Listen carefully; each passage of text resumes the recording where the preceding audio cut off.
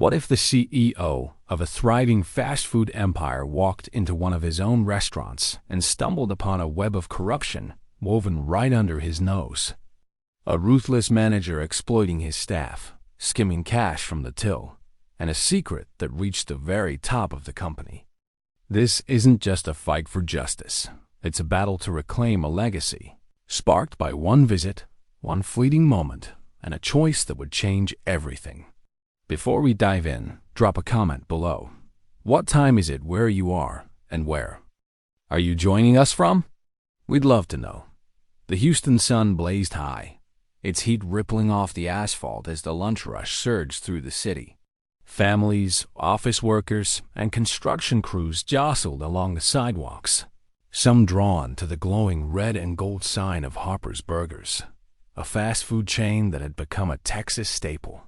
William Bill Harper stepped out of his rented sedan, adjusting his sunglasses and tugging a warm baseball cap low over his brow. Today, he wasn't the CEO of a multi-state empire. He was just another guy grabbing a burger, blending into the crowd with his 10-year-old son, Cody, bouncing at his side. "Dad, can I get extra fries this time?" Cody asked, tugging at the hem of his Astros t-shirt, his eyes bright with the promise of a treat. Bill chuckled, ruffling Cody's sandy hair. "Let's see if they're any good first, champ." Unlike the boardrooms and investor calls that filled his days, these moments grounded him slipping into one of his own restaurants, seeing it through a customer's eyes. It was how he'd always learned what worked, and more crucially, what didn't. Harper's Burgers wasn't just a business. It was his legacy, built from a single greasy spoon diner where he'd flipped patties as a teen, dreaming of something bigger. As they pushed through the glass doors, a wave of familiar scents hit him. Sizzling beef, the crisp tang of fries, a faint whiff of bleach from the morning scrub. The place was alive with the Saturday hustle tables, packed with chattering families, the cash register chiming, the kitchen humming with the clatter of spatulas and the hiss of grills. But something felt off. Bill had been in enough restaurants, his own and competitors, to sense the pulse of a well-run operation. There should have been a spark, a camaraderie among the staff, even under pressure. Here, though, the energy was stilted. Mechanical. His gaze swept the room, cataloging details with the precision of a man who'd built an empire on them.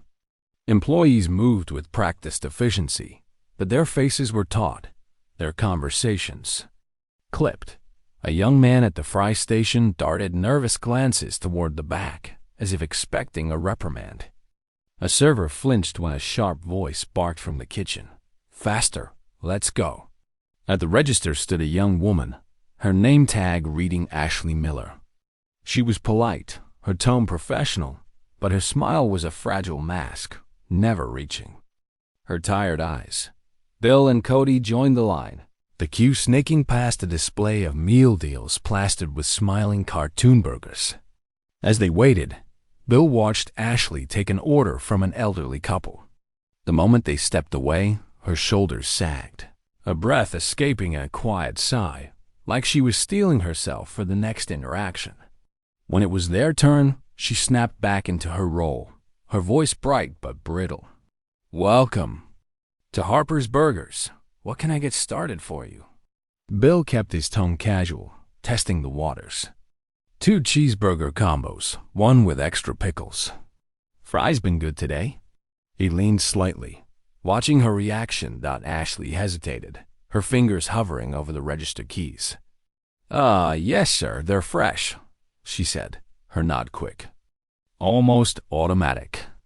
Not much of an answer, Bill thought, noting the faint tremor in her hands as she punched in the order. She handed him the receipt with a practiced smile. "Order number 42. It'll be ready soon." "Thanks," Bill said, taking the slip, his mind already elsewhere. Something wasn't right. The stiffness in Ashley's posture, the way her eyes flicked nervously toward the kitchen. It was more than just a busy shift.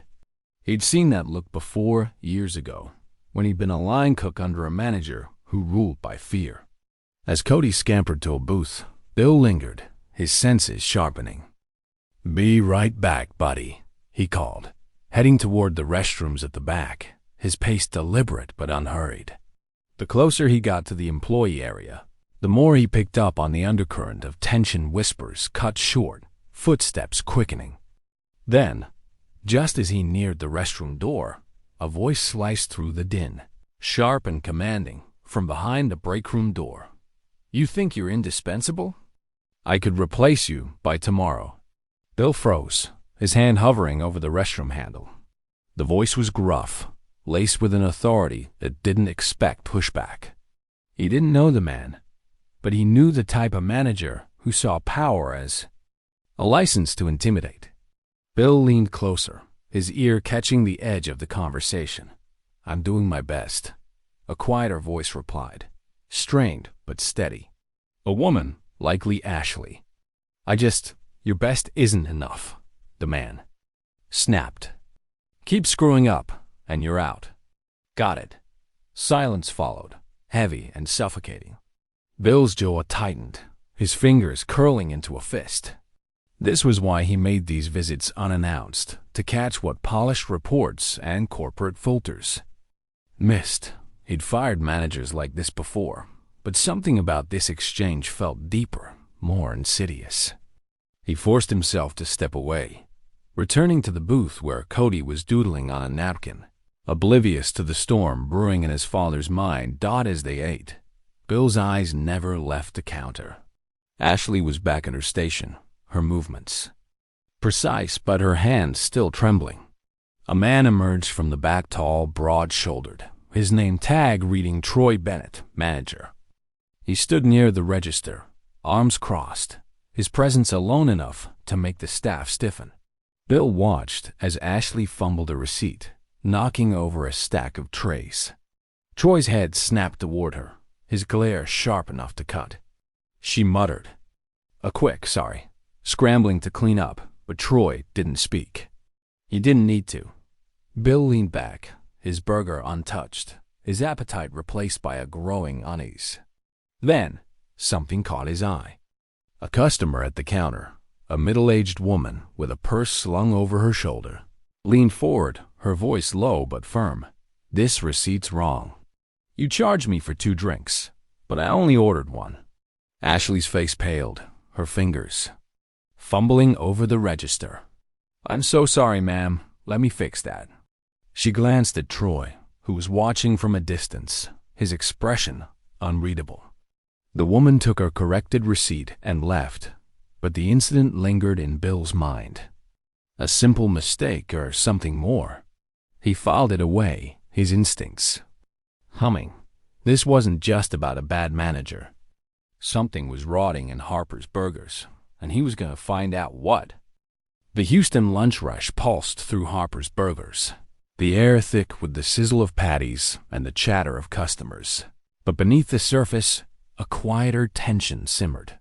William Bill Harper sat in a booth near the counter, his untouched cheeseburger cooling beside a pile of fries that Cody was happily demolishing. To anyone watching, Bill was just a dad grabbing a meal with his son, his baseball cap and sunglasses blending him into the Saturday crowd. But his eyes, sharp and unyielding, missed nothing. The incident with the incorrect receipt and overcharge. Caught by a customer gnawed at him, a loose thread in the fabric of his restaurant's operations. Combined with Ashley Miller's nervous demeanor at the register, it was enough to set his instincts ablaze. Something was wrong at Harper's Burgers, and Bill was determined to unravel it. Cody, oblivious to his father's focus, dipped a fry in ketchup. "These are awesome, Dad. Can we come back tomorrow?" His grin was pure, unburdened by the weight Bill carried. "Sure thing, champ," Bill replied, forcing a smile, though his attention remained fixed on the counter. Ashley was back at her station, her movements precise but strained, like a performer under a spotlight she couldn't escape. Every few seconds, her eyes flicked toward the back, where Troy Bennett, the manager, loomed like a storm cloud. Troy's Presence was a physical force, arms crossed, jaw set, his gaze sweeping the floor like a predator sizing up prey. The staff reacted instinctively. Shoulders stiffened, voices dropped, tasks quickened. Bill had seen managers like this before, ones who ruled through fear rather than respect. But Troy's control felt calculated, almost practiced. Bill leaned forward, pretending to sip his soda, his ears tuned to the hum of the restaurant. He needed more than a hunch. He needed evidence. As Cody chattered about his Little League game, Bill watched Ashley take an order from a construction worker in a hard hat. Her smile was polite, but her fingers hesitated over the register keys, as if second-guessing every tap.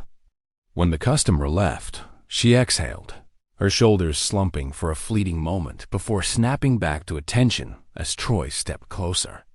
Bill's grip tightened on his cup. That wasn't just stress, it was dread. "Be right back, buddy," Bill said, sliding out of the booth. "Gotta hit the restroom." Cody nodded, too focused on his fries to care. Bill moved toward the back, his pace casual, but his senses razor-sharp. The closer he got to the employee area, the more the atmosphere shifted, laughter faded, conversations hushed. As he neared the restroom door, a voice cut through the din, sharp and venomous.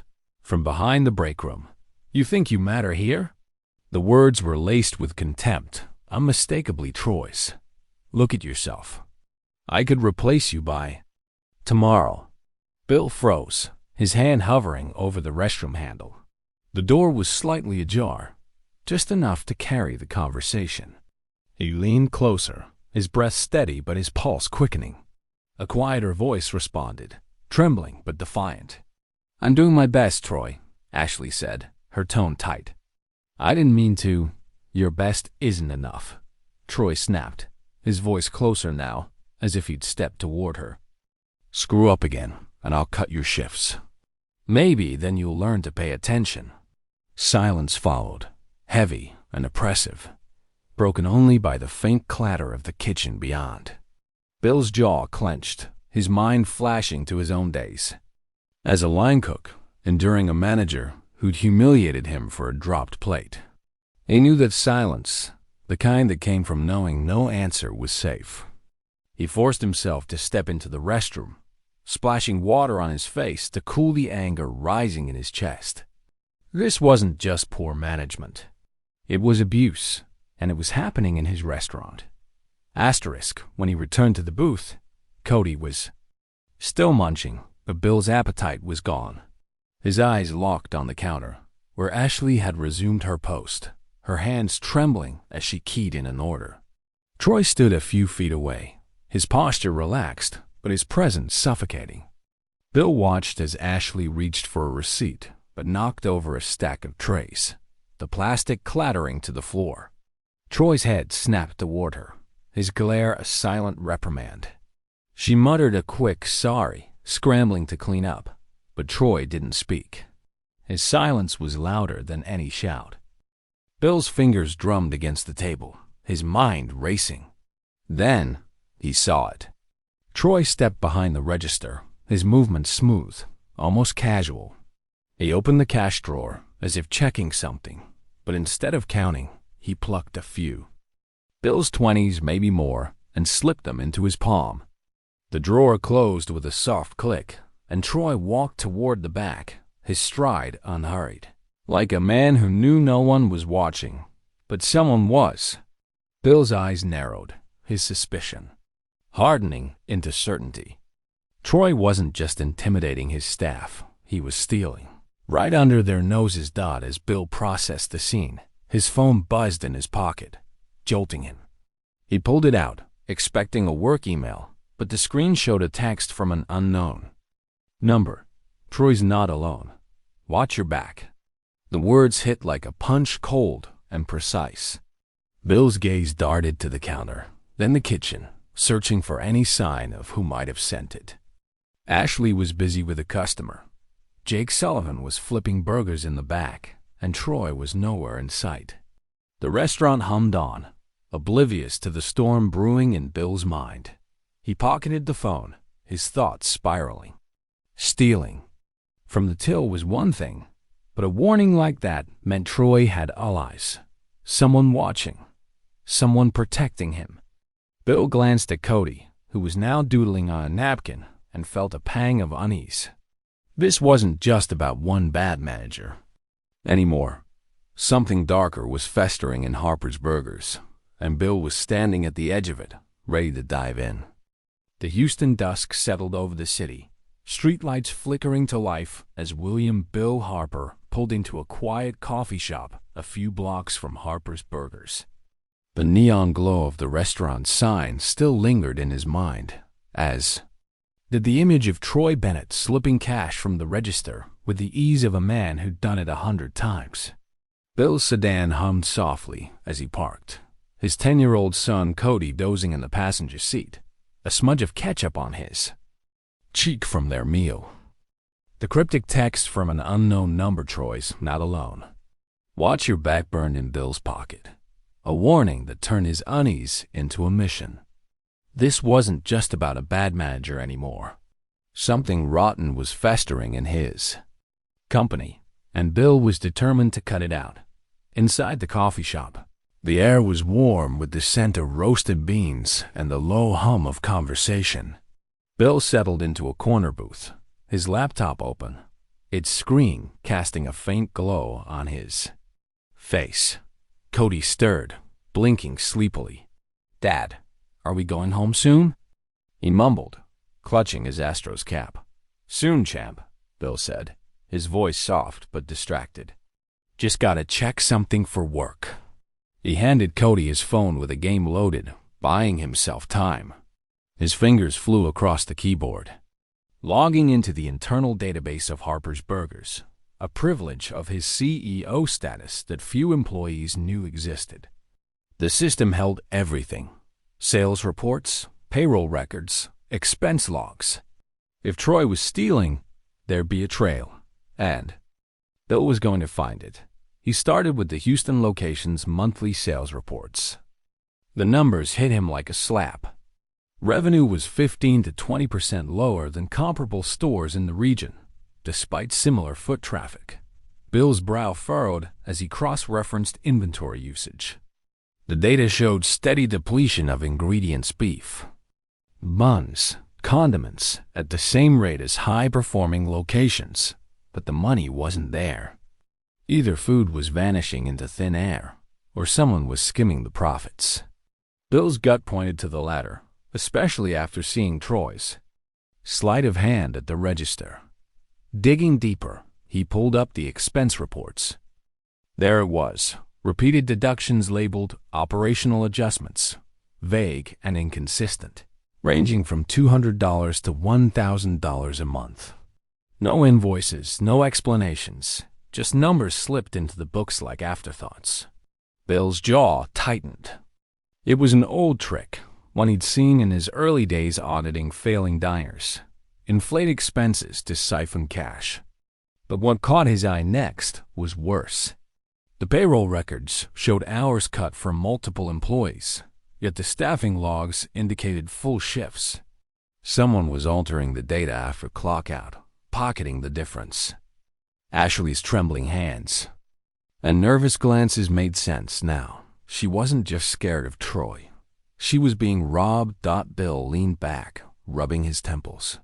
His mind drifted to 3 years ago, a corporate retreat in Dallas where Troy Bennett had been promoted to manager. Bill hadn't been involved in the decision. Regional operations were handled by Greg Larson, the director who championed Troy's exceptional performance. Greg's face flashed in Bill's memory. Slick smile, tailored suit, a man who spoke in percentages and projections. Bill had liked him then, trusted his judgment. Now, that trust felt like a misstep. If Troy was stealing, Greg's oversight, or worse, his complicity, couldn't be ignored. He opened Troy's personnel file, his fingers steady but his pulse quickening. The record was a map of red flags. Before Houston, Troy had managed stores in Dallas and San Antonio. Both locations reported financial irregularities during his tenure: revenue dips, unexplained expenses, high staff turnover. Yet, instead of being fired, Troy had been promoted, each time with Greg's glowing endorsement. Bill's stomach churned. This wasn't incompetence. It was a pattern, and someone was making sure Troy stayed in play. Asterisk, his phone buzzed, snapping him out of his thoughts. Another text from the unknown number. Check last month's expense logs. The money doesn't just vanish. Bill's eyes narrowed, his gaze darting around the coffee shop. A barista wiped down the counter. A couple laughed. In a booth, but no one seemed out of place. Who was sending these messages? A disgruntled employee? Someone closer to Troy? The anonymity was unnerving, but the tip was too specific to ignore. He pulled up the expense logs, scanning the entries. There, buried among routine costs, was another operational adjustment, $800, dated 2 weeks ago, with no supporting documentation. Bill saved the file, his resolve hardening. Whoever was watching him was also watching Troy, and they wanted the truth out. Bill's thoughts turned to Ashley, her strained voice echoing in his mind. I'm doing my best. She was caught in Troy's web, likely not the only one. He remembered his own days as a young worker, scraping by under bosses who saw him as expendable. That fire, the need to prove them wrong, had driven him to build Harper's Burgers. Now, it was driving him to save it. But the text message lingered like a shadow. Troy's not alone. If Greg was involved, or someone higher, confronting Troy, too soon could tip them off, letting them cover their tracks. Cody yawned, sliding the phone back to Bill. Can we go now? I'm tired. His voice was a gentle anchor, pulling Bill back to the present. Yeah, buddy, Bill said, closing his laptop. Let's head home. He paid for the coffee, his mind already mapping the next steps. Tomorrow, he'd return.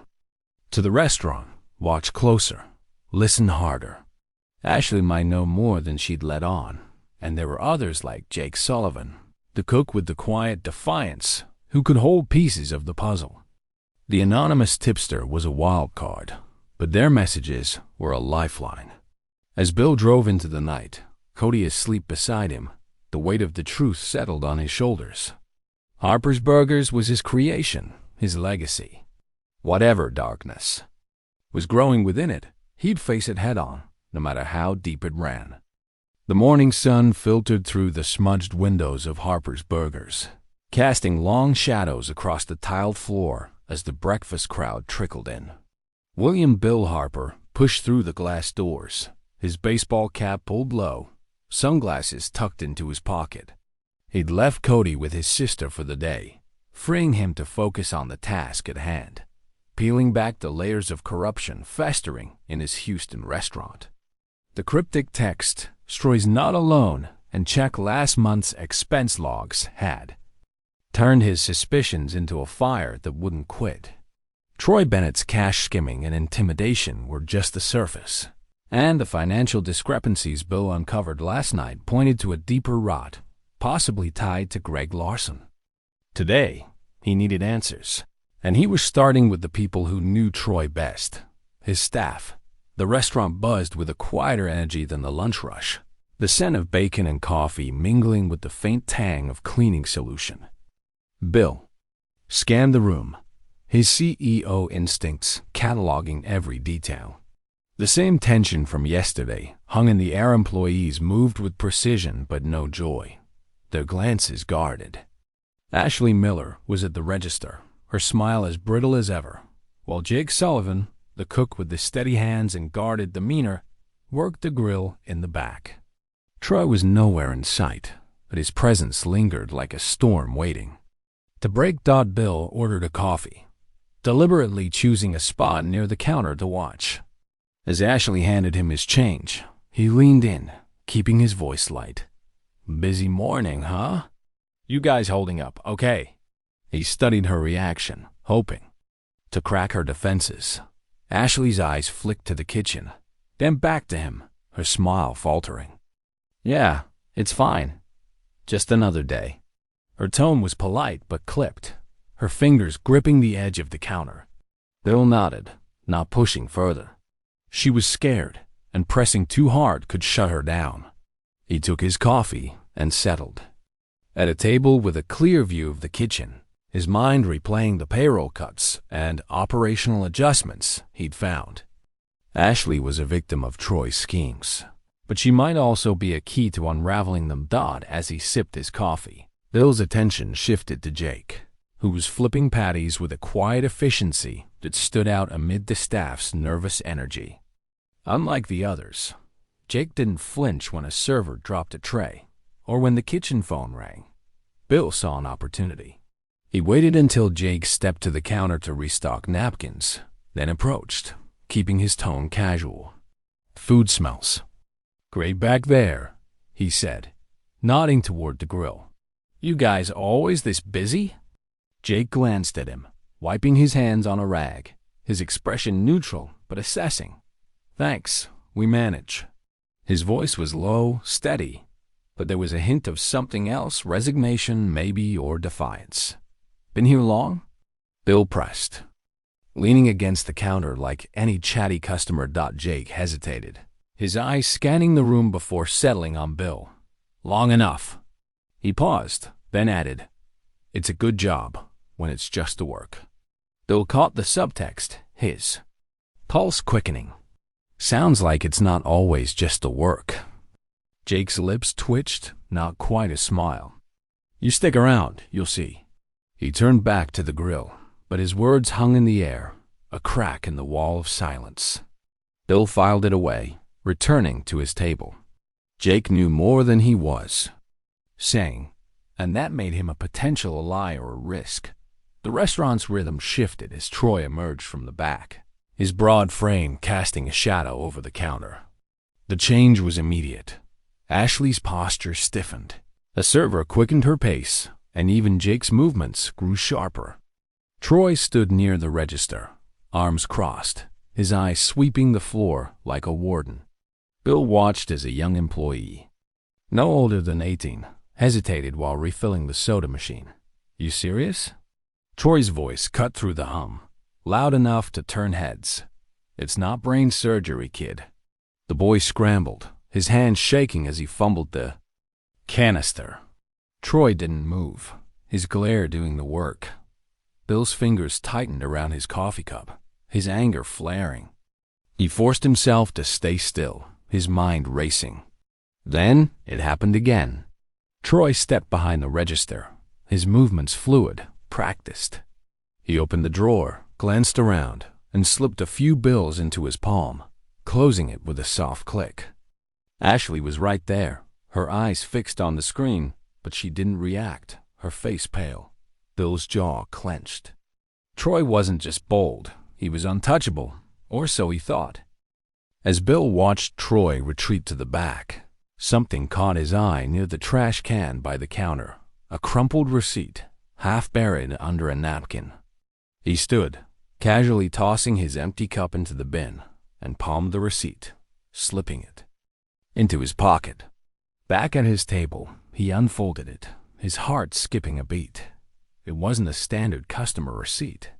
Scrawled in pen were the words "side transaction," $150 with Troy's initials in the corner. No date, no details, just a fragment of a shadow economy. Bill's mind raced. This wasn't a mistake. It was evidence of something deliberate, something bigger. His phone buzzed. Another text from the unknown number. "Troy's got friends upstairs. Dig deeper." Bill's gaze darted to the counter, then the kitchen. Ashley was ringing up an order. Jake was back at the grill, and the restaurant churned on, oblivious to the noose tightening around it. The message was a lifeline, but it also raised the stakes. Friends upstairs, Greg Larson? Someone higher? Bill pocketed the receipt, his resolve hardening. Ashley was the key, but she was terrified. He needed her trust, and he needed it fast. Jake, too, might know more, but prying without exposing himself was a gamble.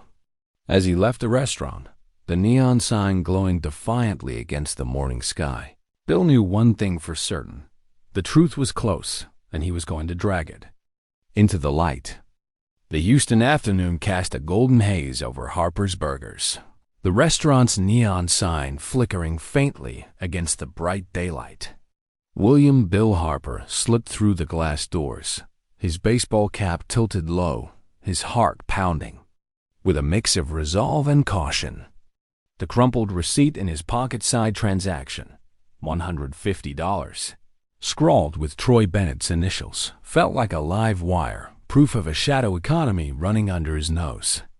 The anonymous texts of Troy's not alone, and Troy's got friends upstairs, had turned his investigation into a high-stakes chess game. Troy's cash skimming and intimidation were only the beginning, and the financial discrepancies tied to. Greg Larson hinted at a conspiracy that could shake Harper's Burgers to its core. Bill needed allies, and Ashley Miller, the nervous cashier caught in Troy's web, was his best shot.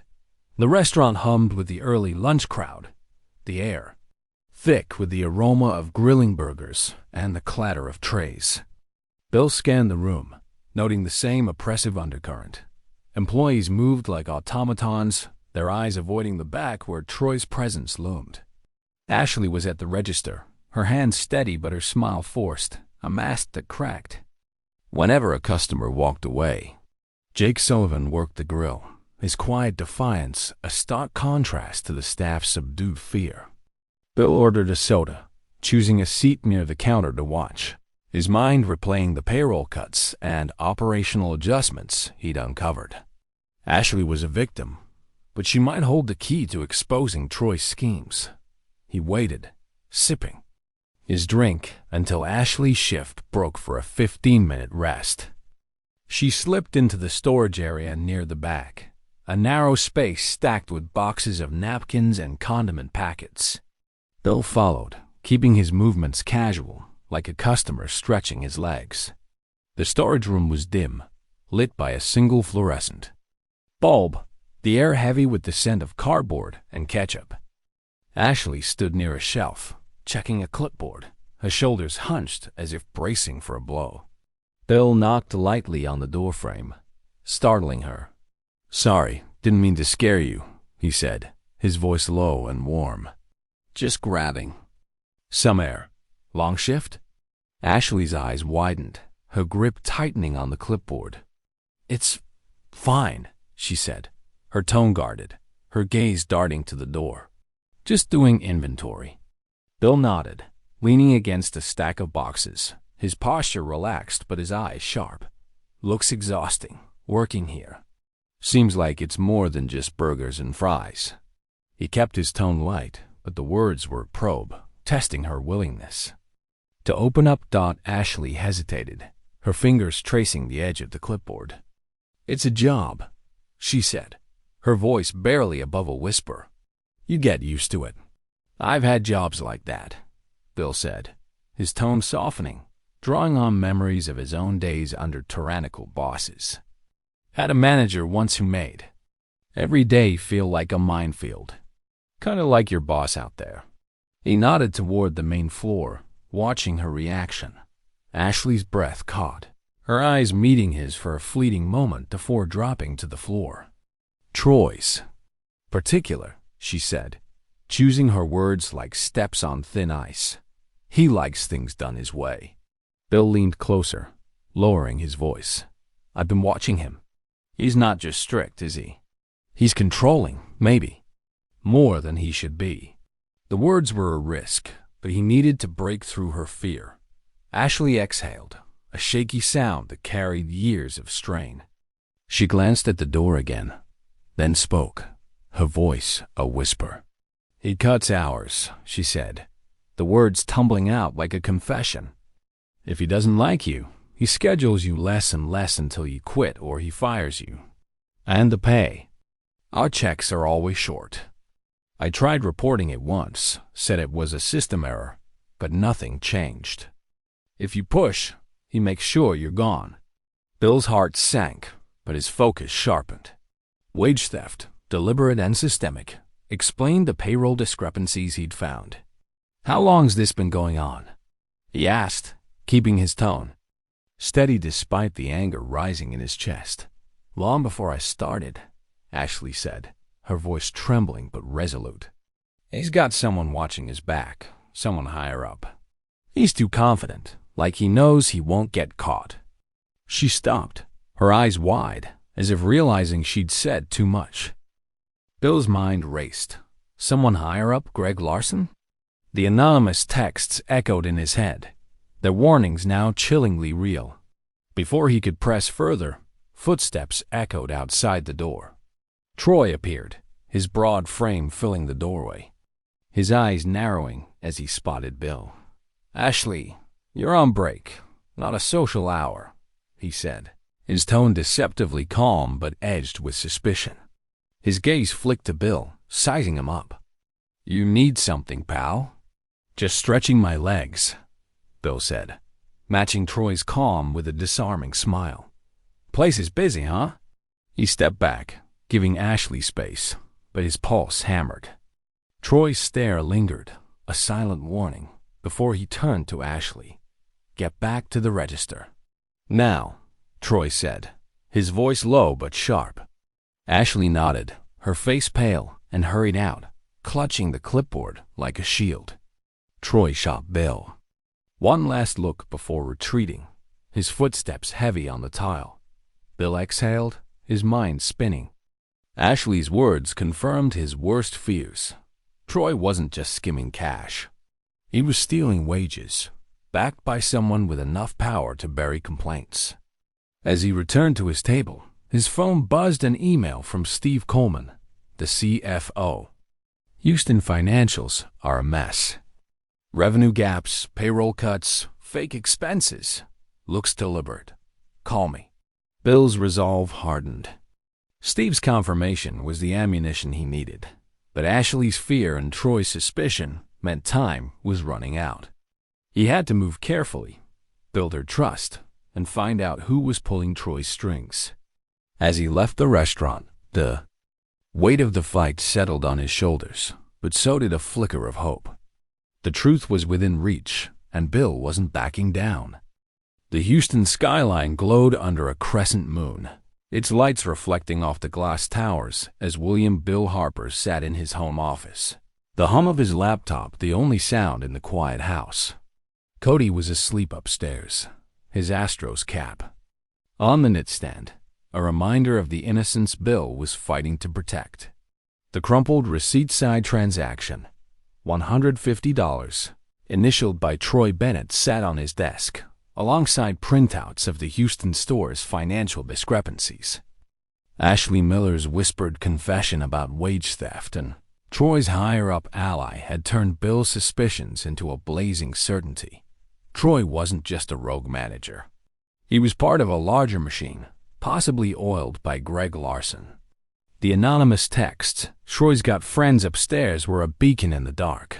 And Steve Coleman's email, confirming financial irregularities, was the spark. Bill needed to dig deeper. Bill opened his laptop, launching a secure video call with Steve Coleman, the CFO of Harper's Burgers.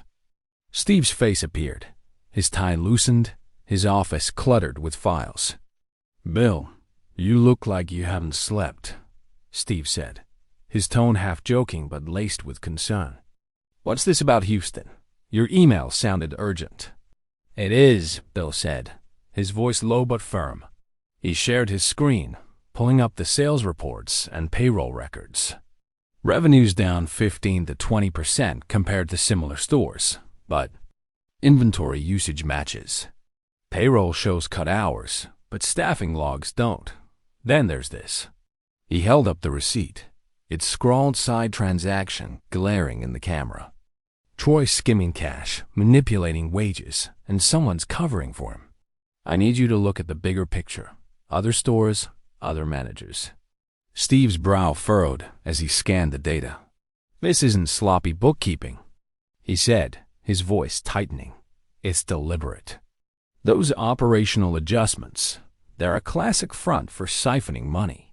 I'll pull records from every store Troy's touched, but if he's got someone higher up, we're stepping into a minefield.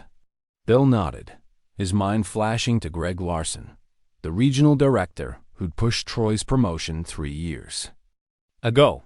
He leaned back, a memory surfacing.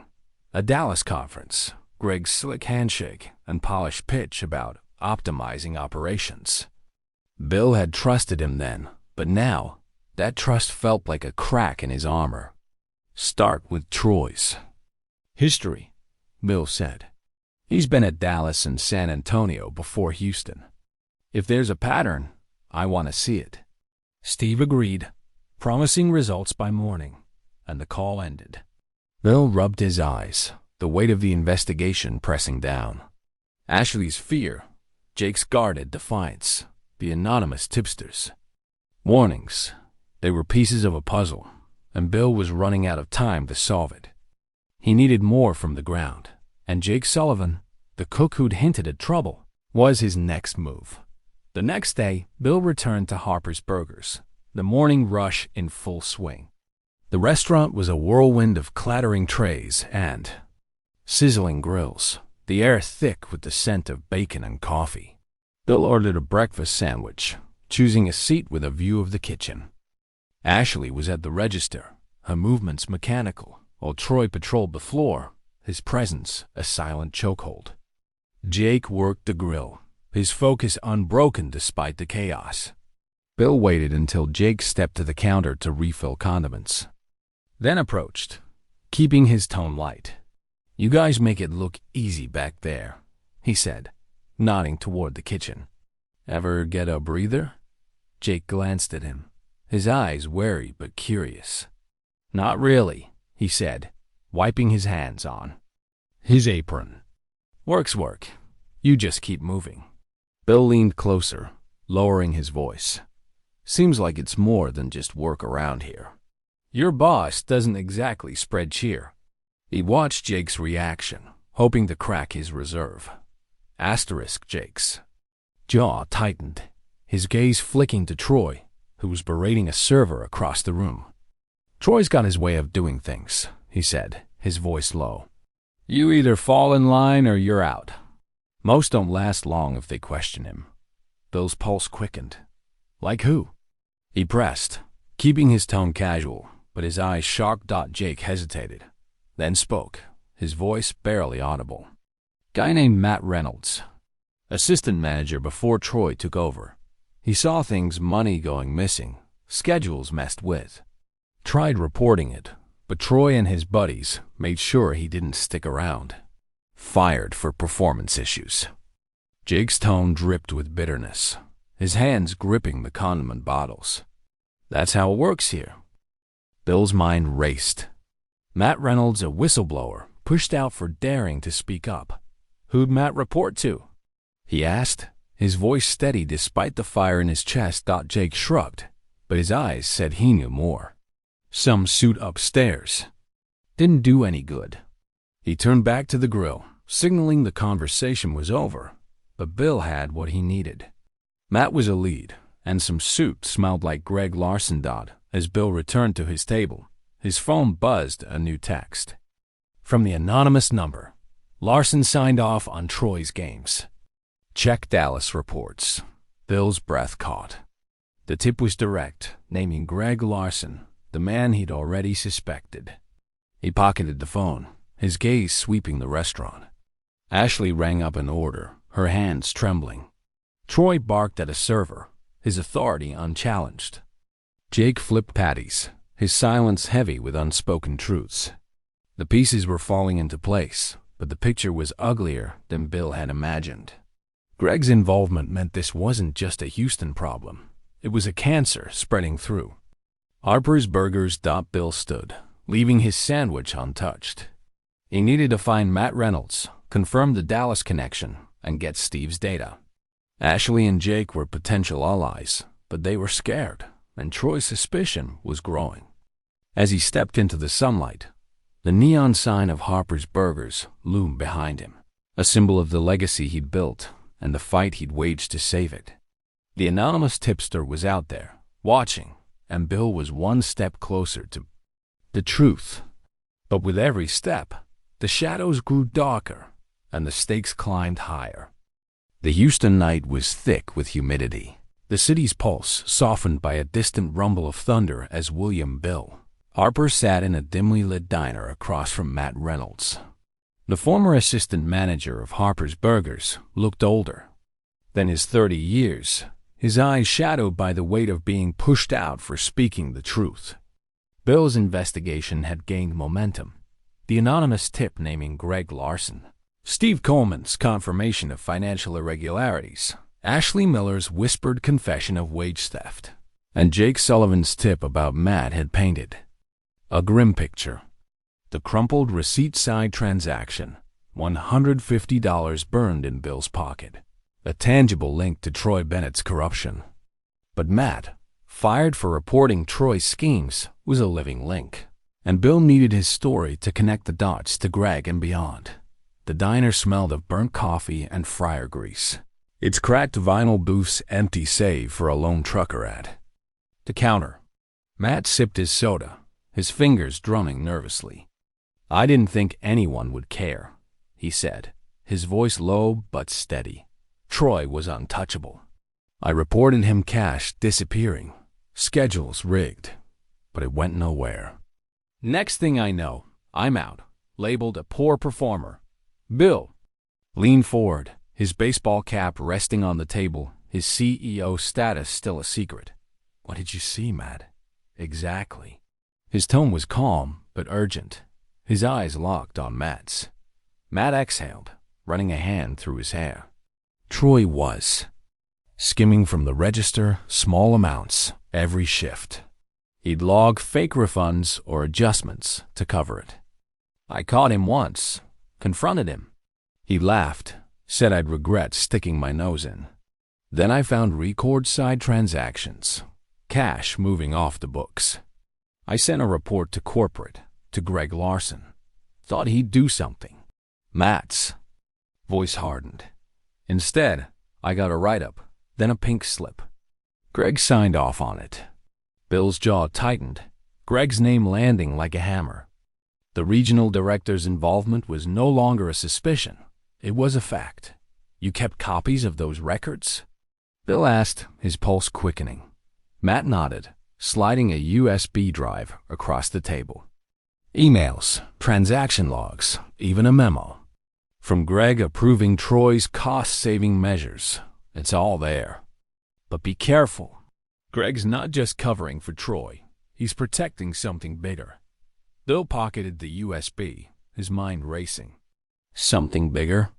The anonymous texts, "Troy's got friends upstairs," echoed Matt's warning. Greg wasn't. The top of the chain. Bill thanked Matt, promising to keep his name out of it, and left the diner, the thunder closer now, mirroring the storm in his chest.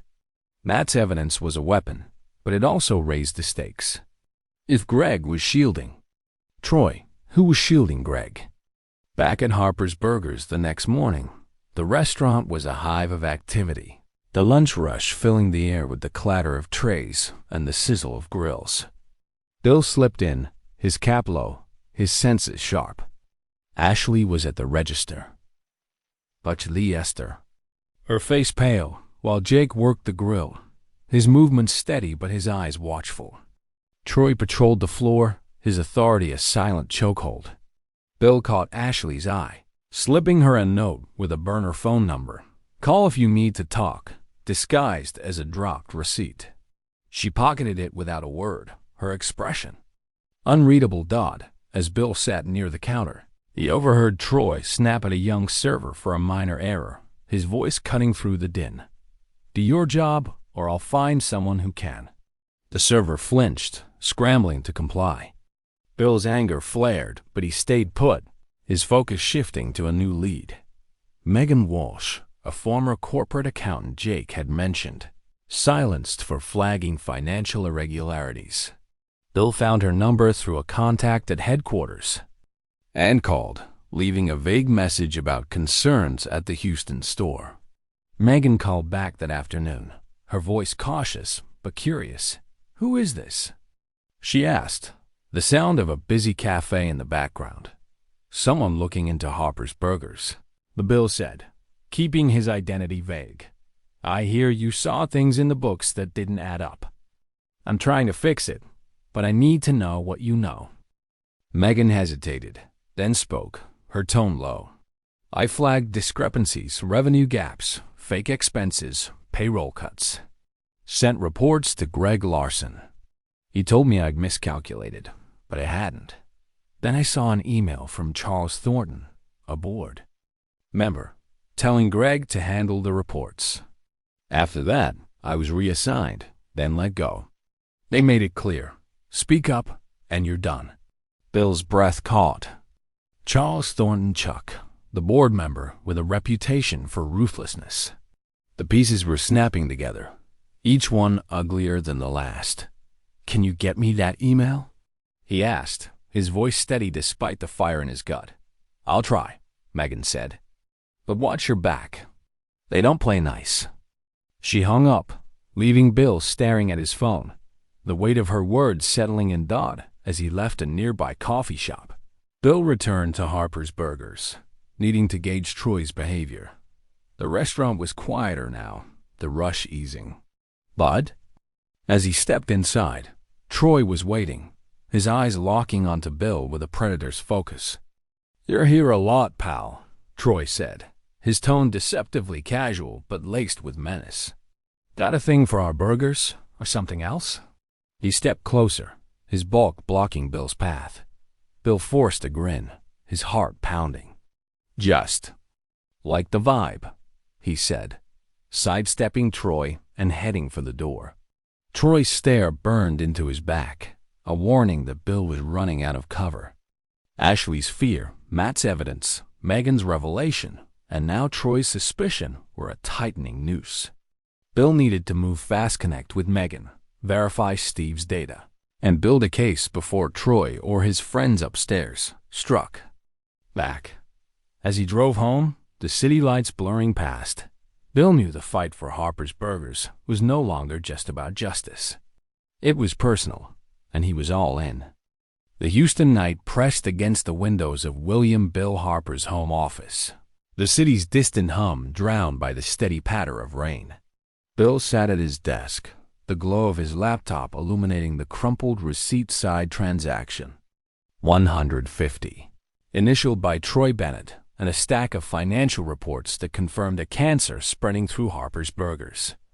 Ashley Miller's confession of wage theft, Matt Reynolds' evidence of Greg Larson's complicity, and Megan Walsh's revelation about Charles Chuck Thornton's email had turned Bill's investigation into a high-wire act. The anonymous text Larson signed off on Troy's games had been a lifeline, but Troy's growing suspicion and the web of corruption reaching the boardroom meant Bill was running out of shadows to hide in. Tonight, he needed answers, and Steve Coleman, his trusted CFO, was his anchor. Bill's phone buzzed, an email from Steve lighting up the screen. Houston's a mess, but it's not just Troy. Greg Larson's tied to $50,000 in untraceable transfers from Houston's accounts, funneled through fake expenses. Found similar patterns in Dallas and San Antonio. There's more, call me. Bill's pulse quickened as he dialed Steve, the rain tapping a restless rhythm outside. Steve answered on the first ring, his voice taut. Bill, it's worse than we thought. Those transfers? Some went to a personal account linked to Greg, and I found a payment, $10,000, to an account I can't trace yet, but it smells like a payoff. Greg's not just covering for Troy. He's running the show. Bill's jaw clenched, Greg's slick smile flashing in his mind. What about Thornton? He asked. Megan's warning about Chuck's email handled the reports ringing in his ears. Megan Walsh says he's involved, maybe calling the shots. Steve hesitated, his sigh audible. Chuck's a board member, Bill. If he's in this, we're talking a corporate conspiracy. I can dig into his financials, but we'll need hard evidence, emails, transactions, something undeniable. Confronting him without it is suicide. He's got too many allies. Bill nodded, though Steve couldn't see. Megan's working on that email. Keep pulling records, but watch your back. Someone's feeding Greg information. The anonymous texts had been too precise, and Troy's suspicion yesterday, "You're here a lot," Powell suggested a leak. Bill ended the call, his mind racing. Greg was the linchpin, but Chuck's involvement raised the stakes to a level Bill hadn't anticipated. He needed Megan's evidence, and he needed it now. As if on cue, his phone rang, the screen flashing. Unknown caller. Bill's gut twisted, but he answered, his voice steady. "Who's this?" A low, distorted voice crackled through. "You're digging where you shouldn't, Harper. Keep going, and your kid won't make it to his next game." The line went dead, the words slicing through Bill like a blade. Cody, his son, his anchor, was upstairs, asleep, unaware of the storm his father had stirred. Bill's hands trembled as he set the phone down, his mind flashing to Cody's grin. His Astros cap, his trust that Dad could fix anything. The threat was a gut punch, but it also steeled Bill's resolve. Whoever was behind this, Greg, Chuck, or their faceless allies, had just made it personal. He forced himself to focus, driving to a quiet cafe to meet Megan Walsh that evening. The cafe was tucked in a strip mall, its fluorescent lights casting a sterile glow over formica tables.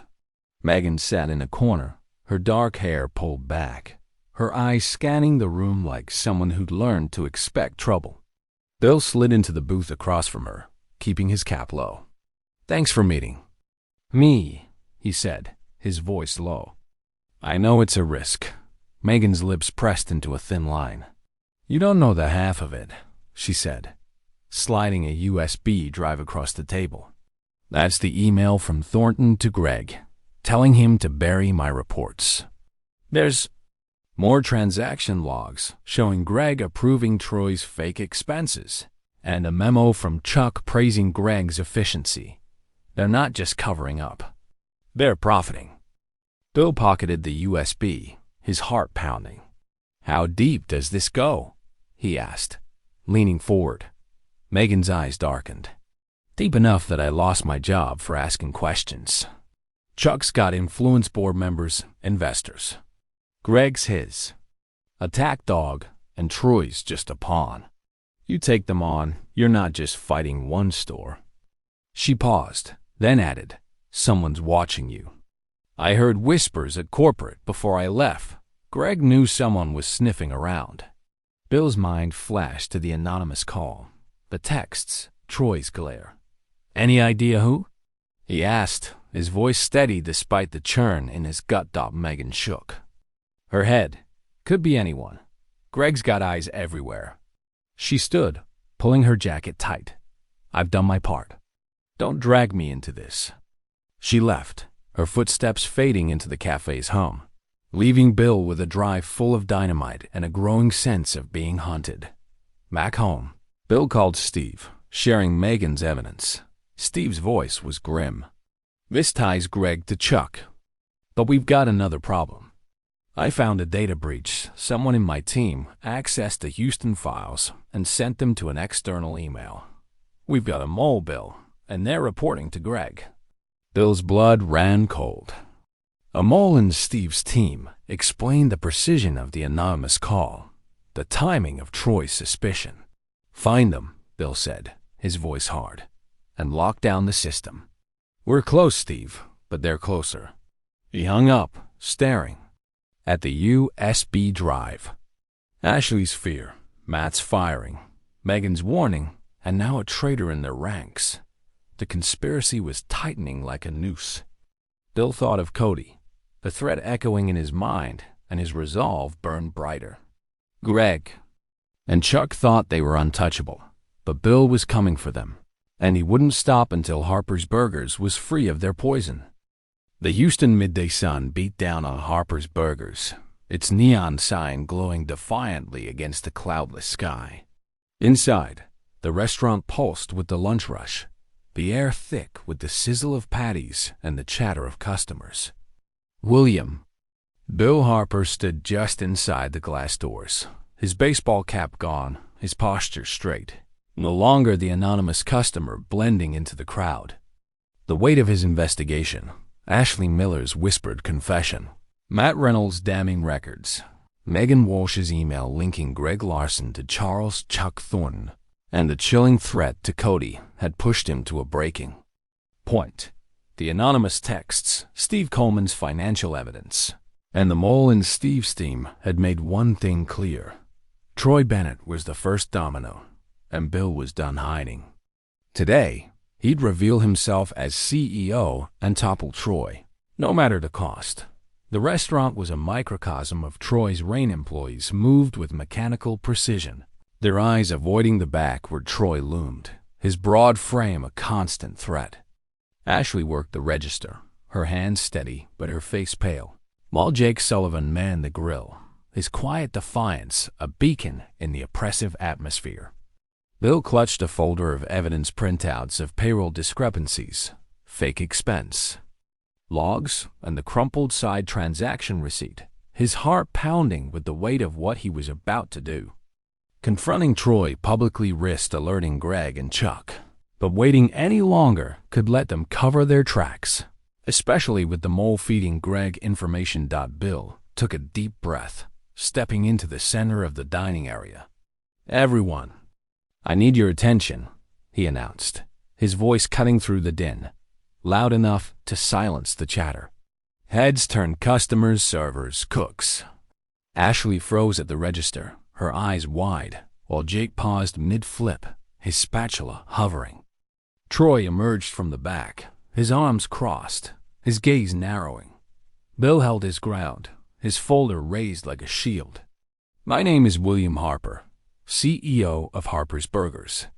For months, this store has been run under a system designed to exploit you-cut wages, stolen profits, and silenced voices.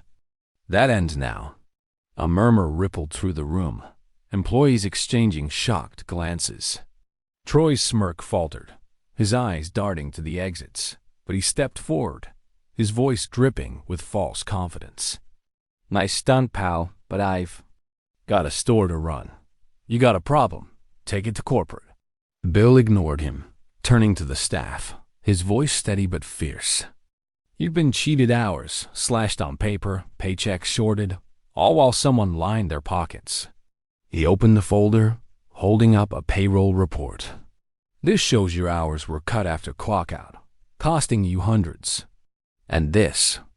He raised the expense log, fake operational adjustments, siphoning thousands, all tied to one person. He turned to Troy, his eyes locking onto him. "Care to explain why revenue drops every shift you're on, Troy, while inventory stays steady?" Troy's face reddened, his fists clenching. "This is nonsense," he snapped, his voice rising. "You can't walk in here and throw accusations like this. Who the hell do you think you are?" "I'm the man who built this company," Bill said, his tone ice cold. He flipped to the receipt, its side transaction, $150 scrawled in Troy's handwriting. "Or maybe you can explain this, initialed by you, for cash that never hit the books." The room fell silent, the weight of the evidence suffocating. Customers whispered, phones raised to record, while employees stared, their fear giving way to anger. Ashley stepped forward, her voice trembling but clear. "He's telling the truth," she said, her eyes fixed on Troy. "Troy threatened me, cut my hours when I asked about my pay. He said I'd be fired if I talked." Her words broke the dam, her courage igniting a spark in the room. Jake set down his spatula, crossing his arms. "Yeah, we're done covering for you," he said, his voice steady. "You've been skimming for years, Troy. Everyone knows it." One by one, other employees nodded, their silence replaced by murmurs of agreement, their fear crumbling under the weight of truth. Troy's mask shattered, his voice a snarl. "You think you can do this to me? This is business. You don't know what it takes." He gestured at the staff, his desperation raw. "These people won't do anything, they never do." Bill stepped closer, his voice calm but unyielding. "They're doing it now. "You're finished, Troy. Pack your things and go." The finality of his words landed like a gavel. Troy's fist tightened, his eyes wild, but he saw the tide turning. The staff united, the customers watching, Bill's authority undeniable. With a final glare, he shoved past a server, storming to the back. The door slamming behind him, the restaurant exhaled, tension giving way to stunned relief. Bill turned to the staff, his voice softening. "A temporary manager will step in. If you've got concerns, come to me. No one will be punished for speaking up." Ashley's eyes glistened with gratitude, while Jake gave a nod, his respect. Clear dot as the crowd dispersed. Jake pulled Bill aside, his voice low. Before he left, Troy was bragging about sending a USB to Greg Larson transaction data, proof of everything. If Greg gets it, he'll destroy it. Bill's heart sank. The USB was a ticking bomb, and Greg was one step ahead. He thanked Jake, his mind already racing. Troy was down, but Greg and Chuck were still standing, and the mole in Steve's team meant Bill's every move was watched. As he left the restaurant, the neon sign flickering in the midday heat, Bill knew the real battle was just beginning. The truth was out, but the war for Harper's Burgers was far from won. The Houston dawn broke gray and heavy, clouds rolling over the city as William Bill Harper sat in his home office, the weight of his battle for Harper's Burgers pressing harder than ever. The confrontation with Troy Bennett, his public ousting as a thief and tyrant, had sent shockwaves through the restaurant, but Bill knew it was only the first salvo. The USB Troy sent to Greg Larson, packed with transaction data, was a ticking bomb, and the anonymous threat to Cody still echoed in Bill's mind. Ashley Miller's courage, Jake Sullivan's defiance, Matt Reynolds' evidence, and Megan Walsh's email tying Greg to Charles Chuck Thornton had armed Bill with truth. But the mole in Steve Coleman's team meant Greg was watching his every move. Now, as Bill scrolled through his phone, that truth was under attack.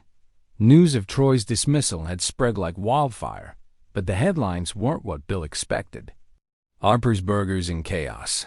CEO oust manager and power grab, screamed one. Article. Whistleblowers fired under vague accusations, claimed another, twisting the story into a narrative of Bill as a reckless executive bullying loyal staff. Social media buzzed with outrage. Hashtags like #HarperScandal trending on X. Bill's stomach churned as he read a particularly vicious post. William Harper's cleaning house to hide his own corruption. Follow the money. The smear was calculated, and Bill knew who was behind it. Greg Larson, fighting back with lies to protect his empire. Bill dialed Steve Coleman, his CFO, the phone ringing twice before Steve's tense voice answered. "I assume you've seen the news," Steve said, skipping pleasantries. "This isn't just a PR hiccup, Bill. It's coordinated. Someone's feeding these outlets a script, and it's everywhere, local papers, national blogs, even cable news. They're painting you as the villain." "It's Greg," Bill said, his voice hard. "He's burying Troy's mess by throwing me under the bus. That USB Troy sent him proof of their transactions is probably being scrubbed as we speak. We need to hit back, Steve, and we need to do it loud." Steve sighed, the rustle of papers audible. "I've got the financials locked down, Greg's transfers, Chuck's email, the fake expenses. But we need more than documents. We need voices. Ashley, Jake, Matt, Megan. A press conference, public and undeniable. I've also got IT tracing. That data breach. The mole's in my team, and I'm close to nailing them." Bill nodded, his mind racing. "Set it up. I'll get Ashley and Jake on board. Reach out to a journalist we can trust, someone who'll run with the truth." He paused, the smear campaign's latest lie gnawing at him. "They're saying I'm the one stealing, Steve. That I'm covering my own tracks." Steve's voice sharpened. That's Greg's endgame. Flip the script, make you the scapegoat. We've got to move fast before this sticks. They agreed to meet the next day, and Bill hung up, the headline still burning in his vision. Greg wasn't just defending himself. He was weaponizing public perception, and it was working. Bill drove to Harper's Burgers that morning, the restaurant quieter than usual, the lunch rush subdued by the scandal shadow. Ashley was at the register, her face drawn but her posture steadier, while Jake worked the grill, his eyes scanning the room like a sentinel. Bill caught Ashley's gaze, slipping her a note. "Press conference tomorrow. We need you. Safe to talk." She nodded, tucking it away, her expression a mix of fear and resolve. Jake, wiping down the counter, gave Bill a subtle nod, signaling his readiness.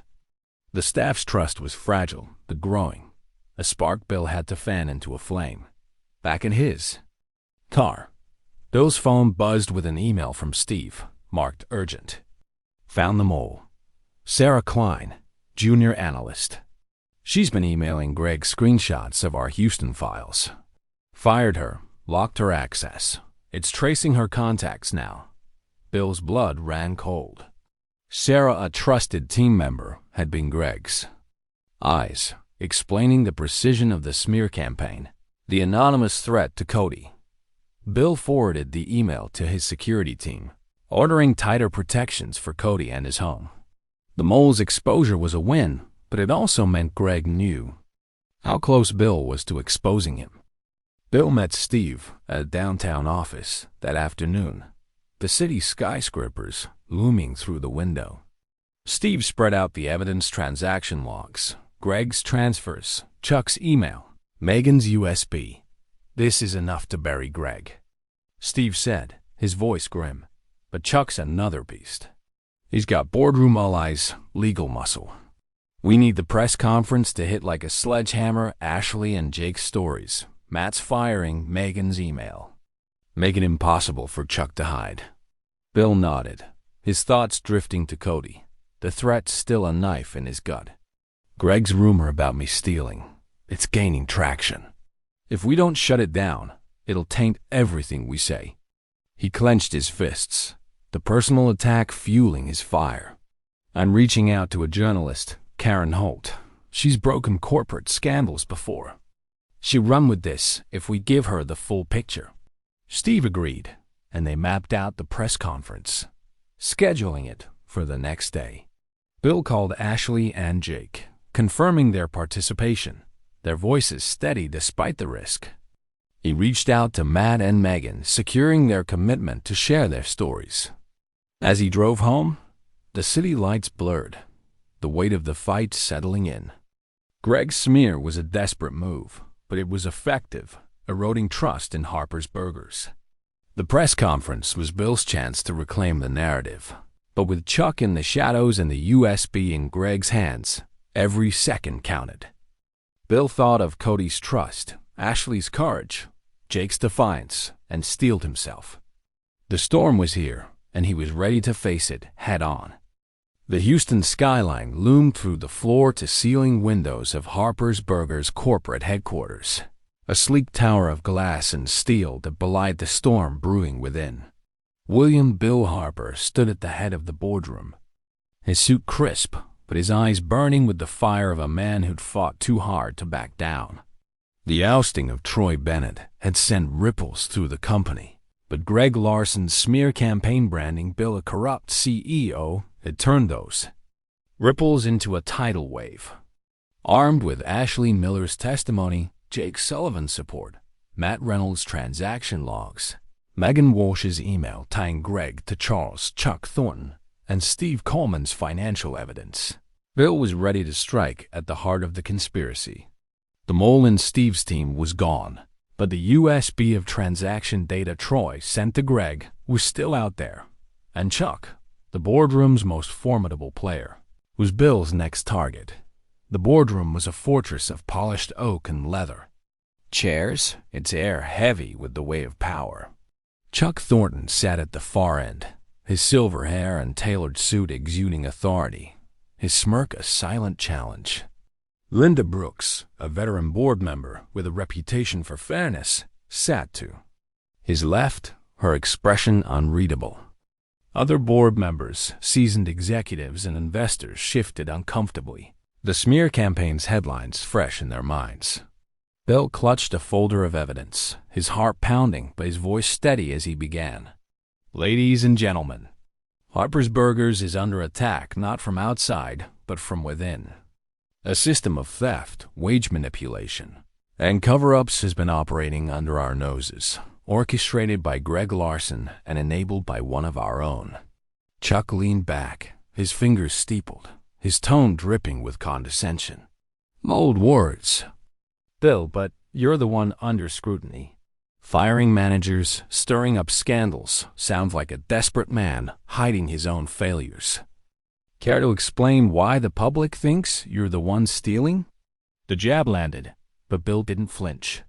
He opened his folder, sliding copies of transaction logs across the table. These show $50,000 in untraceable transfers from Houston's accounts, funneled through fake expenses, all approved by Greg Larson. Payroll records confirm hours cut after clockout, robbing employees like Ashley Miller of their wages. He held up the crumpled receipt-side transaction. $150, its ink stark under the fluorescent lights. Troy Bennett's handwriting, initialing cash that never hit the books. And this, he clicked the remote, projecting an email from Megan. Walsh's USB onto the screen. Chuck Thornton instructing Greg to handle reports of financial irregularities. This isn't mismanagement. It's a conspiracy. The room erupted in murmurs, board members flipping through the documents, their faces tightening. Chuck's smirk vanished, his eyes narrowing to slits. This is outrageous, he barked, slamming a hand on the table. You're fabricating lies to deflect from your own incompetence. I've served this company for decades. How dare you accuse me? Bill met his gaze, unflinching. The evidence speaks for itself, Chuck. Matt Reynolds, a whistleblower, was fired for reporting Troy's theft with Greg's approval. Megan Walsh, an accountant, was silenced for flagging your orders. This board deserves the truth, and so do our employees. His voice rose, steady but fierce. Harper's Burgers was built on trust, not exploitation. You've betrayed that. Linda Brooks leaned forward, her voice calm but commanding. Bill's right. I've had concerns about Greg's oversight for years, but without proof, I stayed silent. This, she gestured to the documents, is undeniable. We need an internal investigation now, and Greg and Chuck must be suspended pending the results. Her words shifted the room's tide, several board members nodding, their skepticism turning to outrage. Chuck's face reddened, his composure cracking. You're making a mistake, Linda, he snapped. This is a witch hunt, and I won't stand for it. Harper, you'll regret this. He stood, his chair scraping, and stormed out, his parting glare a promise of retaliation. The boardroom fell silent, the weight of the confrontation settling like dust. Bill exhaled, his hands trembling slightly as he gathered his papers. Linda approached, her expression resolute. You've got my support, Bill, but Chuck's not done. He's got connections, legal, financial, political. Be ready. Bill nodded, gratitude mingling with dread. Linda's alliance was a lifeline, but Chuck's exit was a warning shot. As the meeting adjourned, Steve Coleman pulled Bill aside, his voice low. I'd traced more of Sarah Klein's emails, the mole. She sent Greg our board meeting prep, which explains Chuck's defensiveness. We've also got new data, a $10,000 transfer from Greg to an offshore account, possibly Chuck's. It's enough to nail them, but we need the press conference to make it stick. Bill's mind raced, the USB in Greg's hands a looming threat. Then, a call from his lawyer interrupted. Chuck's team just contacted us, Bill. They're threatening a defamation lawsuit if you go public with these accusations. They're claiming you're slandering a board member to to cover your own tracks. The plot twist hit like a punch. Chuck was fighting back with legal muscle, aiming to silence Bill before the press conference. Bill hung up, his resolve hardening. Chuck's lawsuit was a desperate move, but it could delay or discredit the truth. Ashley, Jake, Matt, and Megan were counting on him, and Cody's safety hung in the balance. As he left the tower, the Houston skyline glittering under the afternoon sun, Bill knew the press conference was his last chance to expose Greg and Chuck before they buried him. The boardroom had been a battle, but the war for Harper's Burgers was about to go public, and Bill was ready to fight with everything he had. The Houston Convention Center buzzed with anticipation, its grand hall packed with reporters, cameras, and onlookers, the air electric with the promise of a bombshell. William Bill Harper stood backstage, his suit pressed but his nerves taut, the weight of his fight for Harper's Burgers resting on this moment.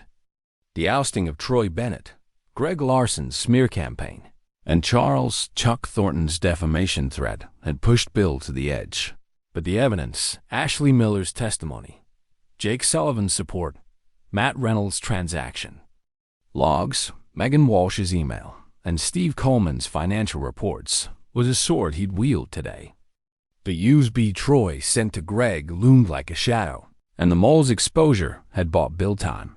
But Chuck's legal threat and the anonymous call targeting Cody made this press conference a do-or-die stand. With Ashley, Jake, Matt, and Megan by his side, Bill was ready to let the truth roar. The stage was stark. A single podium flanked by a screen, Harper's Burgers logo glowing defiantly. Bill stepped forward, the room falling silent, cameras flashing like lightning. "Good afternoon," he began, his voice steady, commanding. "Harper's Burgers was built on trust in our people, our values, and our promise to do right. For too long, that trust has been betrayed by a system of theft, exploitation, and cover-ups orchestrated by Greg Larson and enabled by board member Charles Thornton. Today, we expose that system and reclaim our legacy."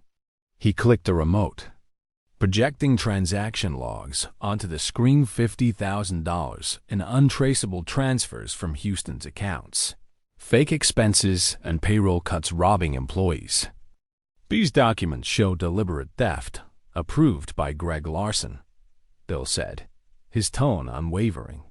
"This receipt," he held up the crumpled side transaction, $150. Troy's initials stark, proves Troy Bennett's cash skimming under Greg's protection. And this email, the screen switched to Megan's evidence, shows Chuck Thornton ordering Greg to bury reports of these crimes. The room erupted in gasps, reporters scribbling furiously, cameras zooming in.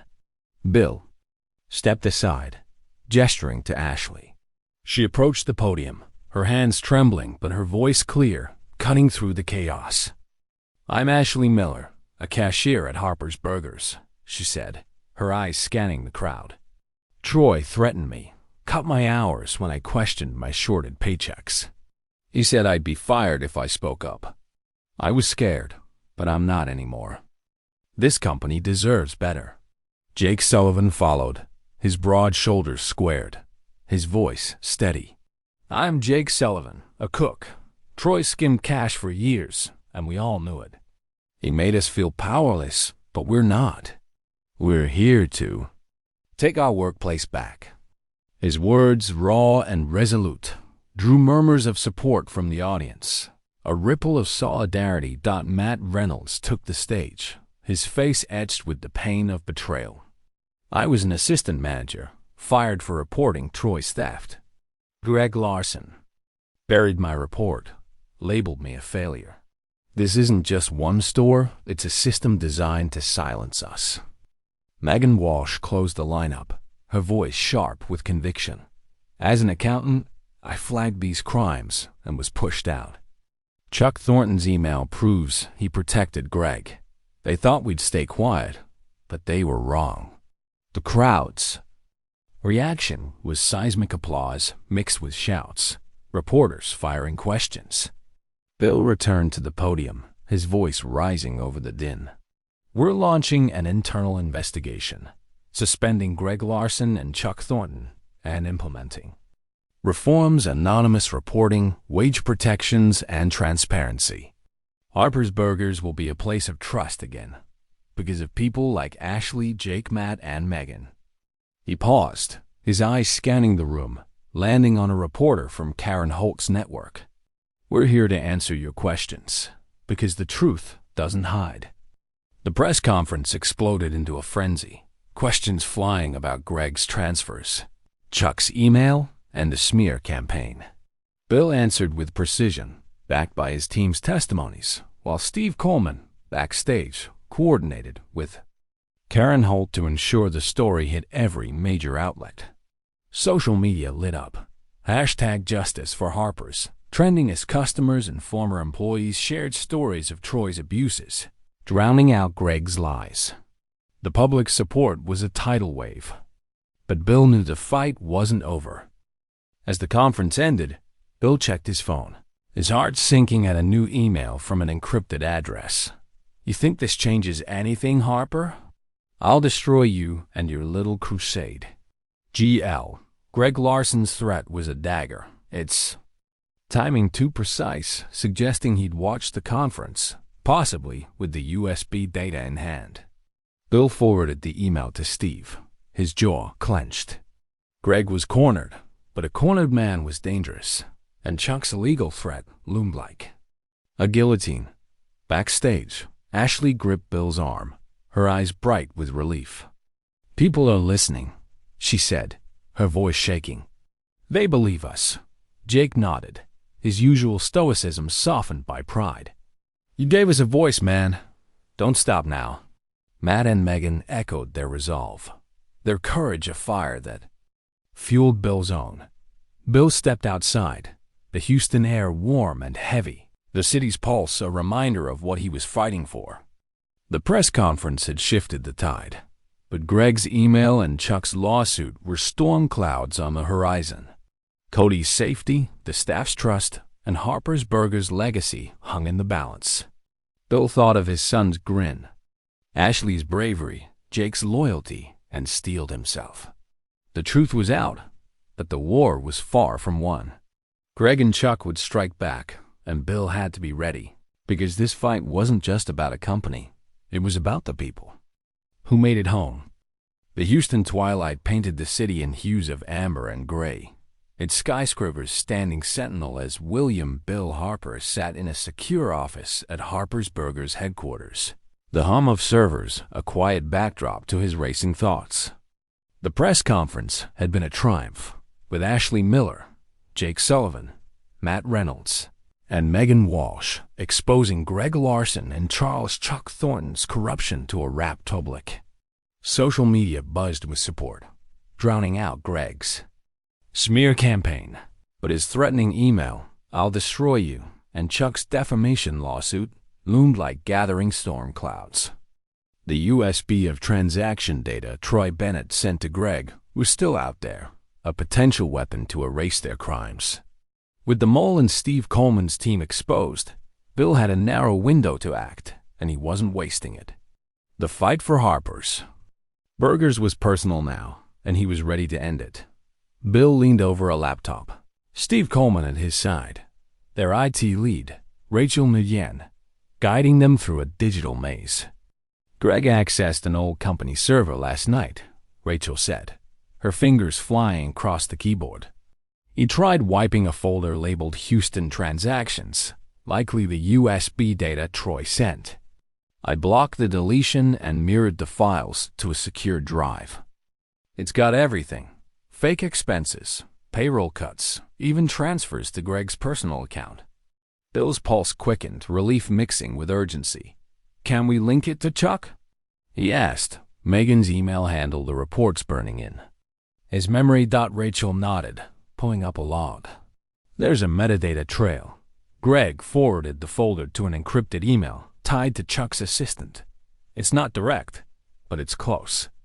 With Megan's email, it's enough to show collusion." She handed Bill a USB, the mirrored data a lifeline. Steve clapped Rachel's shoulder, his voice grim but resolute. "Good work. Bill, this nails Greg, but Chuck's lawsuit is the real threat. His lawyers are pushing hard, claiming you defamed him at the press conference. If we don't counter fast, they'll tie us up in court and bury the truth." Bill's jaw clenched, the threat to Cody flashing in his mind. "What's our move?" he asked, his tone steady despite the fire in his gut. "I've got our legal team drafting a response," Steve said, spreading out documents. "We'll file a countersuit for fraud and breach of fiduciary duty, using the transaction logs and Megan's email. It'll show Chuck's not just complicit, he's profiting." Karen Holt's ready to publish a follow-up, tying the lawsuit to their cover-up. "But we need to keep Ashley and Jake safe. Greg's desperate, and he's not above intimidation." Bill nodded, his thoughts drifting to the Houston store. He'd tasked Linda Brooks, his boardroom ally, with overseeing the temporary manager, and early reports were promising. He dialed Ashley, her voice crackling through the speaker, a mix of relief and pride. "It's different now, Mr. Harper," she said. "The new manager listens. We're getting our full hours, and people aren't afraid to speak up. Jake's training new cooks, and it feels right." Bill smiled, a rare moment of lightness. "You and Jake made this happen, Ashley. Keep me posted, and stay vigilant." He hung up, then called Jake, who echoed Ashley's optimism. "Place is humming, man," Jake said, his usual stoicism softened. "No one's looking over their shoulder anymore. But some of us got weird texts, unsigned, saying to back off. Sound like Greg?" Bill's stomach twisted, the anonymous threat to Cody echoing in Jake's words. "Could be," he said, keeping his tone calm. "Don't engage, and let me know if it escalates." He ended the call, turning to Steve. "Greg's trying to scare them. We need to shut him down before he hurts someone." As they strategized, Bill's phone buzzed with a notification from a post from a fake account. Harper Truth X'd, tagged with hashtag Harper Scandal. The post was a gut punch. William Harper's hiding millions in offshore accounts. Family photos. Private emails proof he's the real crook. Attached were grainy images of Bill with Cody at a baseball game, alongside forged bank statements. Bill's blood ran cold, the invasion of his privacy a new low. "This is Greg," he said, his voice hard. "He's weaponizing lies, using the USB data to fake this." Steve's face darkened, checking the account. "It's a burner, but the IP traces to Houston. Greg's getting sloppy. Rachel's team can flag it for removal, but it's already spreading."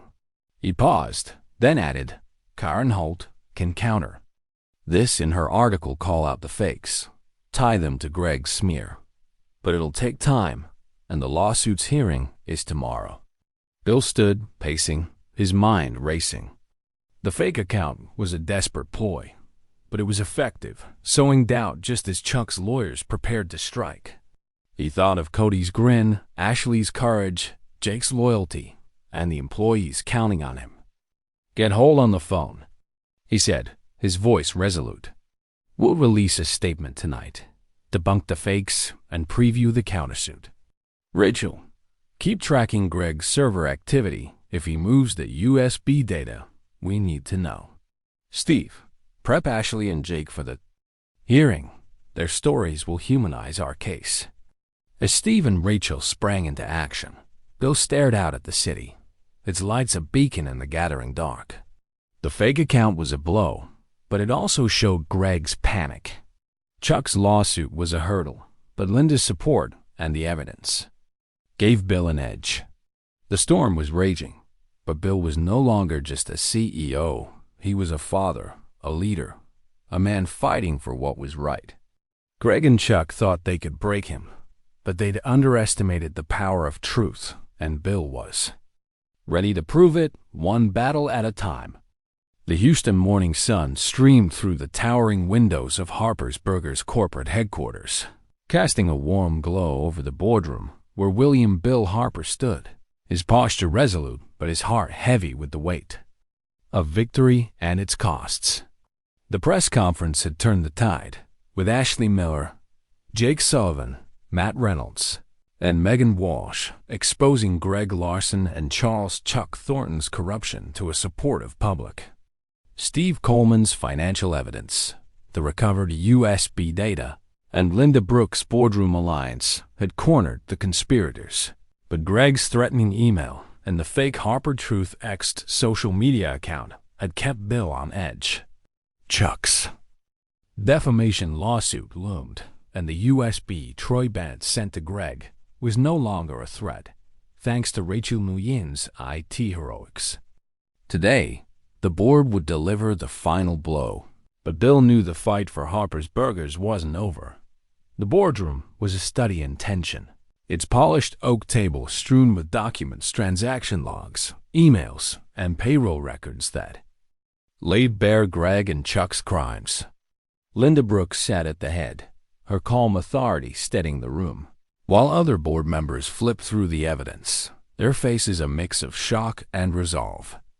Bill stood beside Steve, his folder of proof a silent testament to months of undercover work. "The evidence is irrefutable," Bill began, his voice steady. "Greg Larson siphoned $50,000 through fake expenses, manipulated wages, and protected Troy Bennett's theft. Chuck Thornton's email ordered the cover-up, and their actions betrayed every employee and customer. It's time to end this." Linda nodded, her eyes scanning the board. "I move to terminate Greg Larson and Charles Thornton immediately, with no severance, and refer their actions to law enforcement for fraud and embezzlement."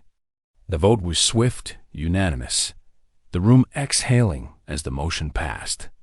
Chuck, absent but notified, had already sent his resignation, a tacit admission of guilt. Greg's termination was formalized, his office cleared by security. Bill felt a surge of relief, but Linda's next words sharpened his focus. "Our internal audit, prompted by Bill's evidence, found 5 other managers in Dallas, Austin, and San Antonio with similar patterns. Fake expenses, wage theft, all reporting to Greg. They're suspended, pending investigation." Bill's stomach tightened, the scope of the corruption staggering. "We need to act fast," he said, turning to Steve. "Audit every store. Implement the reforms we discussed: anonymous reporting, wage audits, ethics training." "This can't happen." Again, Steve nodded, already coordinating with Rachel to expand the investigation. The board approved the measures, Linda's support cementing their commitment, but Bill knew the cleanup would be grueling. Each corrupt manager a wound to heal. As the meeting adjourned, Bill's phone buzzed with a notification on a new article by Karen Holt, published across major outlets. Harper's Burgers exposes corporate fraud. CEO William Harper clears name, targets boardroom corruption. The piece detailed Greg and Chuck's crimes, backed by the USB data, Megan's email, and Ashley and Jake's testimonies. It debunked the Harper Truth X'd account, revealing its IP link to Greg's Houston office and exposing the forged bank statements as fabrications. Social media erupted, #Justice for Harper's trending higher, with customers praising Bill's leadership and employees sharing stories of renewed hope. The smear campaign was dead, Greg's lies buried under the weight of truth. Bill drove to the Houston store that afternoon, needing to see the change for himself. The restaurant was alive, the lunch rush vibrant but relaxed, the air free of Troy's oppressive shadow. Ashley greeted him with a genuine smile, her name tag now reading assistant manager. "It's like a new place," she said, gesturing to the bustling floor. "People are laughing, working together. The new manager's great, and Jake's running the kitchen like a pro." Jake, wiping down the grill, gave Bill a nod, his pride evident. "Told you we'd take it back," he said, his voice warm. Bill's chest swelled, the tangible impact of his fight a balm to his battered spirit. Back at headquarters, Steve met Bill with more good news. Rachel's team traced Greg's last server access. He tried moving the USB data to a private cloud, but we blocked it. He's out of moves, and the DA's building a case for fraud. Chuck's lawsuit is crumbling. His lawyers are backing off, citing insufficient evidence. Holt's article killed their credibility. Bill exhaled, the weight lifting, but a call from his lawyer interrupted the moment. "Bill, we've got a new issue," the lawyer said, his tone grim. "A group of former employees, led by someone named Chris Torres, just filed a class action lawsuit against Harper's Burgers. They're claiming damages for wage theft and wrongful termination under Troy and Greg's tenure, dating back years. It's not aimed at you personally, but it could cost millions and drag out the scandal." Bill's heart sank. The plot twist a bitter pill.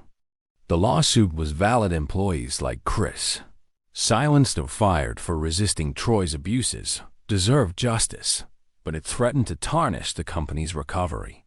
"Work with them," Bill told his lawyer. "Offer settlements, reinstate where we can, and admit fault for past mismanagement. We fix this, not fight it." He hung up, his mind racing. The lawsuit was a reminder of the long shadow of Greg and Chuck's crimes, but it also strengthened Bill's resolve to rebuild trust as he left the office. The Houston skyline sparkled, a symbol of resilience. Greg and Chuck were gone, their network unraveling, but the lawsuit and the 5 corrupt managers were new battles. Bill thought of Cody's trust, Ashley's smile, Jake's pride, and the employees starting fresh. The final blow had landed, but the war for Harper's Burgers Soul was ongoing, and Bill was ready to lead it, one truth at a time. The Houston skyline shimmered under a crisp spring morning, its glass towers reflecting a city reborn as William Bill Harper stood outside the Houston branch of Harper's Burgers, the neon sign now a symbol of redemption. 3 months had passed since the board ousted Greg Larson and Charles "Chuck" Thornton, dismantling their corrupt network. The press conference, fueled by Ashley Miller, Jake Sullivan, Matt Reynolds, and Megan Walsh's courage, had restored public trust. While Karen Holt's article buried Greg's smear campaign, Steve Coleman's financial evidence and Rachel Nguyen's recovery of the USB data had sealed Greg and Chuck's fate, with the district attorney now pursuing fraud charges. The class action lawsuit from former employees, led by Chris Torres, remained a challenge, but Bill was facing it head-on. Today, he'd announced the reforms that would redefine Harper's Burgers, ensuring its legacy as a place of trust and integrity. Inside the restaurant, the air was alive with the clatter of trays and the sizzle of grills, but the atmosphere was transformed, no longer stifled by Troy Bennett's tyranny. Employees laughed, customers lingered, and the lunch rush felt like a celebration. Ashley, now assistant manager, directed the floor with quiet confidence, her name tag gleaming. Jake, promoted to regional supervisor, trained a new cook, his steady presence a cornerstone of the team. Bill watched from a corner booth, his heart swelling with pride. The reforms he pushed: anonymous reporting systems, wage audits, mandatory ethics training were in place, with Linda Brooks overseeing their nationwide rollout. The 5 corrupt managers uncovered in Dallas, Austin, and San Antonio were gone, replaced by leaders trained to prioritize people over profit. Bill met Ashley and Jake in the break room, its once tense air now warm with camaraderie. "You've earned this," he said, handing them official promotion letters. "Ashley, you're running this store like it's your own. Jake, you're shaping our future across the region. I'm counting on you both to keep us honest." Ashley's eyes glistened, her voice steady but emotional. "This place gave me a chance to stand up," she said, clutching the letter. "I won't let you down." Jake nodded, his usual stoicism softened. "We've got your back, Bill. This is our home now." Their words hit Bill like a wave, a reminder of why he'd fought, For Cody, for them, for every employee who deserved better. That afternoon, Bill stood at a podium outside the Houston store, the second press conference, drawing a smaller but no less fervent crowd. Cameras flashed, reporters from Karen Holt's network, poised to amplify the message. "Harper's Burgers is reborn," Bill declared, his voice ringing with conviction. "We've implemented reforms to protect our people. Anonymous reporting to ensure no voice is silenced, wage protections to guarantee fair pay, and ethics training to uphold our values. We've promoted leaders like Ashley Miller and Jake Sullivan, who embody what we stand for. This is our commitment to our employees, our customers, and our legacy." The crowd applauded, social media lighting up with hashtag Harper's Reborn, customers sharing photos of packed stores, and employees posting about renewed pride. Bill fielded questions with transparency, acknowledging the lawsuit. "We're negotiating with former employees like Chris Torres," he said. "They deserve justice for past wrongs, and we're committed to making it right through settlements, reinstatements, and accountability." The admission earned nods from reporters, Holt's team framing it as proof of Bill's integrity. Back at headquarters, Steve Coleman met Bill with an update.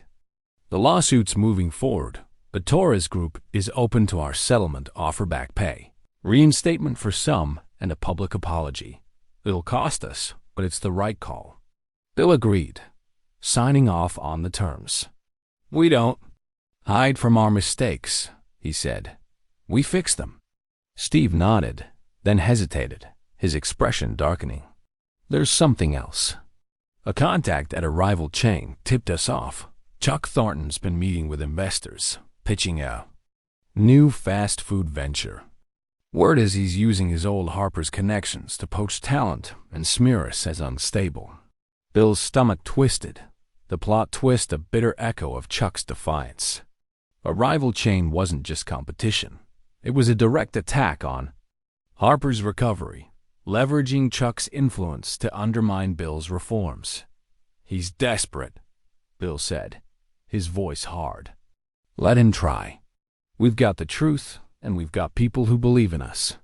He tasked Steve with monitoring Chuck's moves, while Rachel IT team set alerts for any digital sabotage. That evening, Bill visited the Houston store again, joining a community event where employees and customers mingled, kids painting burger-themed murals on a temporary wall. Ashley led a team serving free fries, while Jake grilled, his laughter mingling with the crowds. Bill spotted Cody among the kids, his Astros cap bobbing as he painted a neon sign. The sight grounded Bill, his fears about Chuck's scheme fading against the reality of what he built, a company reborn, not just in profit, but in purpose. As he drove home, the Houston lights twinkling, Bill reflected on the journey from a disguised customer to a leader who'd faced down corruption. The lawsuit and Chuck's rumor were hurdles, but Ashley's leadership, Jake's loyalty, and the public's trust were his strength. Harper's Burgers was no longer just a business. It was a testament to what truth and courage could achieve. The dawn was here, and Bill was ready to lead it into the future, no matter what shadows lingered. The Houston sunset bathed the city in a golden glow, its light dancing across the glass facade of Harper's Burgers' flagship store as William Bill Harper stood inside, the hum of a revitalized restaurant wrapping around him like a warm embrace.